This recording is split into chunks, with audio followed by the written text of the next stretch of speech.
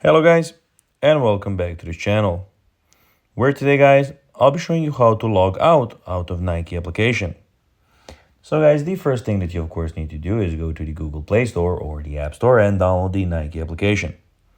After that, you just need to go and log into your profile or register to Nike if you haven't done that already. But now guys, let's see what we actually have in front of us here.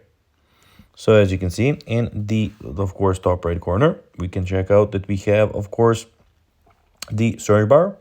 We have the your profile, your bag, and in the top right corner, we have these three dots that you can then go and click on and have a lot of options here. So we have you in featured, men, women, kids, Jordan, sale, your bag, favorites, orders, and all of those things. But now guys, let's see how you can actually go and log out of the Nike application. It is pretty simple and you just need to go and follow these few steps to know how to do it in no time. First of all, go and click on the top right corner on these three lines here. And then when you're there, the first option that you can see is your profile. Click on it. Here you'll have a bunch of options. You'll have your profile, orders, favorites, inbox, experiences, account settings, and as you can see, the last is log out. There you just need to go and click on that button and you will be immediately logged out of the application. So guys, that will be everything for this video.